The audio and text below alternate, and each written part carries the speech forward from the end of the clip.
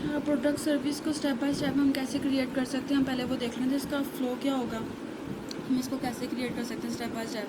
सबसे पहले हमारे पास इसमें क्या होता है कि हम रिक्वायरमेंट्स को डिफाइन करना और स्टेप बाय स्टेप। सबसे पहले हमारे पास इसमें क्या होता है कि हम रिक्वायरमेंट्स को डिफाइन करना, उसकी बिजनेस लॉजिक को अंडरस्टैंड करना कि हमारे पास क्या क्या होंगी, और सब मतलब मीन्स कि आप क्या प्रोडक्ट मैनेज कर रहे हैं, प्रोडक्ट की क्या क्या हमारे पास फील्ड्स हैं, नेम, डिस्क्रिप्शन, प्राइस, क्वांटिटी वगैरह, और कौन कौन से इसमें हमारे पास एक्शंस होंगे, ऐड, अपडेट और डिलीट, फैच वगैरह। और ये हमारे पास स्टेप बहुत ज़्यादा इंपॉर्टेंट होता है, ताकि ये इंपॉर्टेंट होता है ताकि हमें पता चले कि हमारी सर्विस का गोल क्या है और हमारी एपीआई किस लिए बनाई जा रही हैं। इससे इसमें हमारे पास क्लैरिटी होनी चाहिए।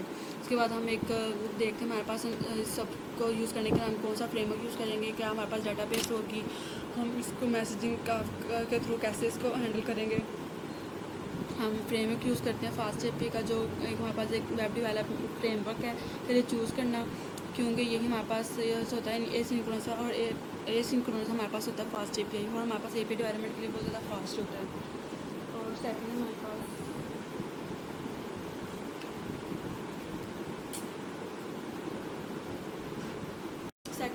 आता है हमारे पास डाटाबेस। हमारे पास क्या होगा, हम इसमें डाटाबेस यूज़ करेंगे, पोस्टग्रेसक्यूएल की का डाटाबेस यूज़ करेंगे, ठीक है।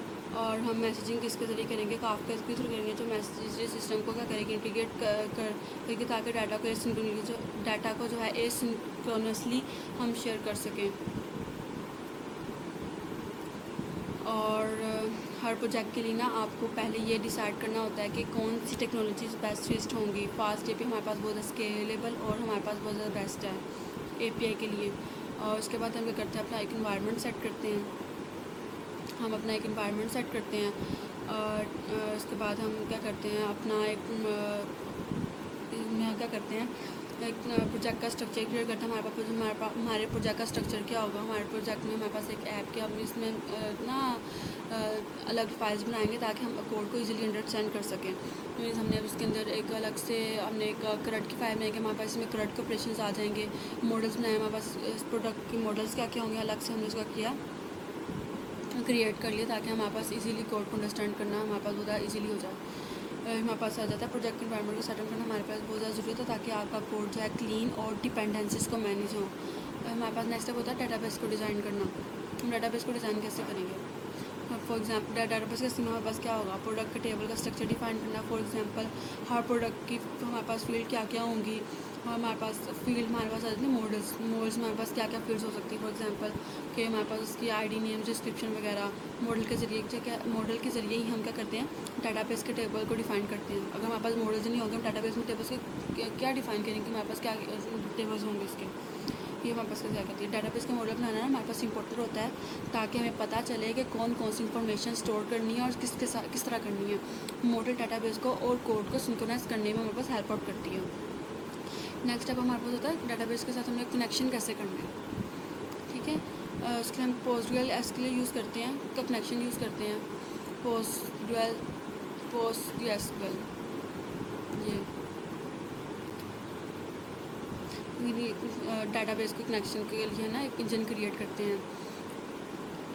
और हमारे पास इसमें हम क्या करते हैं, मेथड को एक एसक्यूएल के मॉडल हम एक फंक्शन क्रिएट करते हैं जिसमें हमारे पास क्या होगा, एक हमने यहाँ बनाया है कि जैसे ही हमारे पास एक फंक्शन कॉल होगा, डाटाबेस में टेबल्स क्रिएट होना जो हमारे पास शुरू हो जाएंगे।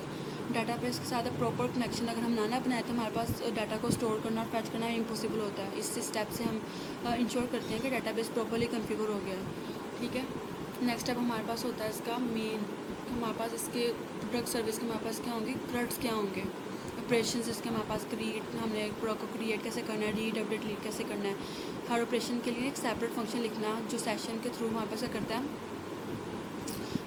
डाटाबेस के साथ जो है इंटरेक्ट करता है। फॉर एग्जांपल हमने कोई प्रोडक्ट ऐड करनी, फैच करनी, मॉडिफाई करना वगैरह।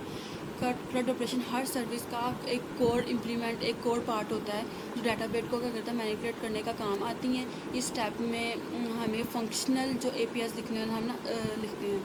उसके बाद हमारे पास मोस्ट इंपॉर्टेंट और लास्ट स्टेप होता है एपीआईज को क्रिएट करना, एपीआईज के एंड पॉइंट बनाना। इसमें हम फास्ट एपीआई के एंड पॉइंट्स बनाते हैं।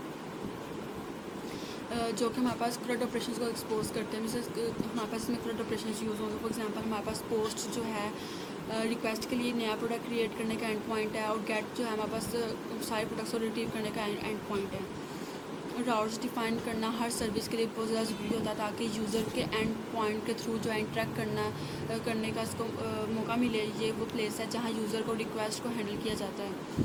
लास्ट हमारे पास में आता है काफका कि हमने हैंडलिंग कैसे करनी है, इसको प्रोसेस से कॉन्फ़िगर कैसे करना है। जब भी हमारे पास कोई प्रोडक्ट जो होगा क्रिएट होगा, ऐड होगा, काफका के टॉपिक में जाके क्या होगा, स्टोर हो जाएगा।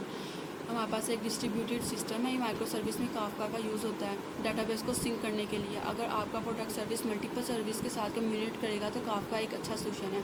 मीन्स हमने डिफरेंट माइक्रो सर्विसेज के आपस में कम्युनिकेशन करवाने, उसके लिए हम काफका का यूज़ करते हैं। हमारे पास एक बहुत ज़्यादा रिलायबल मेथड है। हम इसमें काफका के टॉपिक क्रिएट करते हैं। हमारे पास एक प्रोड्यूसर होता है, इसमें कंज्यूमर होता है। यहाँ से हमारे पास प्रोडक्ट जैसे प्रोड्यूस हुई दूसरी तरफ कंज्यूमर्स को लिसन करेगा, दैन उसको अपने आप को हिसाब से क्या करेगा, मैनेज करेगा। अब हम इसमें देखते हैं हमारे पास मेन डायरेक्टरी फाइल का हमारे पास में रोल क्या है। सारे पैकेजेस को स्टेप बाय स्टेप देखते हैं हमारे पास किस लिए काम आते हैं। सबसे पहले हमारे पास आता है एसिंक कॉन्टेक्स्ट लिब की लाइब्रेरी की हमारे पास किस लिए यूज़ होती है। इसका हमारे पास यूज़ होता है एसिंक कॉन्टेक्स्ट मैनेजर का। हमारे पास क्या करता है कि यूटिलिटी क्या है जो एसिंक्रोनस कोड को क्या करता है, मैनेज करता है। ठीक है, जब कोई ऐप स्टार्ट होती है या बंद होती है तो हमें क्या करता है, कुछ टास्क परफॉर्म करने होते हैं। हम इसको कहाँ पे यूज़ किया, यहाँ पे यूज़ किया। ये कि जैसे हमारे पास फंक्शन कॉल होगा तो ये लाइफ स्पैन का फंक्शन हमारे पास क्या करता है, ऐप को स्टार्टअप और शट डाउन करने का काम करता है। इसलिए हमने इसको एसिंक कॉन्टेक्स्ट मैनेजर का किया, यूज़ किया।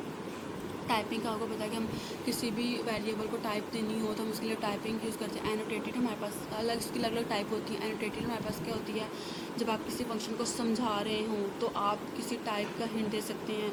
इनपुट और आउटपुट टाइप किस तरह का होगा हमारे पास। एनोटेटेड से हम एक्स्ट्रा इन्फॉर्मेशन अटैच करते हैं टाइप हिंट के साथ। फॉर एग्जांपल हम स्पेसिफाई करते हैं कि किसी पैरामीटर को depends means dependency injection provide करना है। एनी हमारे पास इसका मतलब है कि ये किसी भी टाइप की हो सकती है। आप इसे किसी भी फंक्शन में फ्लेक्सिबिलिटी दे सकते हैं। और हमारे पास इस सिंक कॉन्टेक्स्ट मैनेजर हमारे पास क्या करता है वाला, ये एक हमारे पास स्पेशल जनरेटर है जो एस सिंक होता है।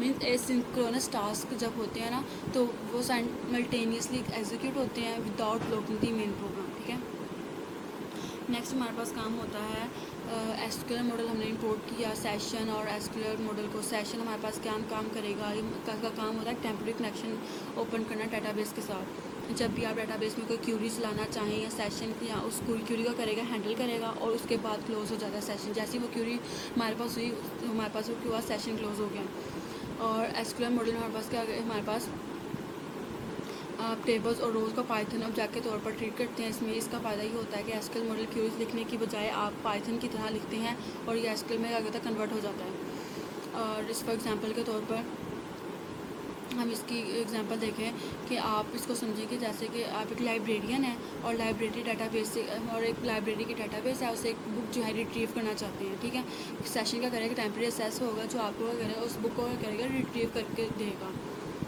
करने में हेल्प आउट करेगा। ठीक है, आगे हम देख लेते हैं आगे हमारे पास क्या क्या होगा। हमारे पास हमने आगे क्या किया है कि हमने एक डाटाबेस का इनिशियलाइज हमने एक फंक्शन क्रिएट किया। इसमें हमारे पास क्या होगा कि ये फंक्शन डाटाबेस के टेबल को इनिशियलाइज करेगा डाटाबेस के फंक्शन को। अगर टेबल्स पहले से नहीं बने होंगे ना तो ये फंक्शन उन्हें ऑटोमेटिकली क्रिएट कर देता है। फंक्शन जो है ऑटोमेटिकली उसका करेगा, क्रिएट कर देगा। ये काम हमारे पास लाइन ऑफ कोड से होता है। जैसे ही हमारे पास फंक्शन कॉल हुआ, ये लाइन ऑफ कोड कॉल हुई, हमारे पास फंक्शन जो डाटाबेस के साथ जो टेबल जो क्रिएट करना शुरू हो जाएंगे। इसलिए हमने कहा था कि हमारे पास हमने इसमें अब इसके अंदर हमने क्या किया, एक लाइफ स्पैन का कॉल किया, फंक्शन बनाया, फास्ट पे का यूज़ किया अपने हमने इसमें ये हमारे पास लाइफ स्पैन का फंक्शन क्या करता है, हमारे पास ये एप्लीकेशन को स्टार्ट और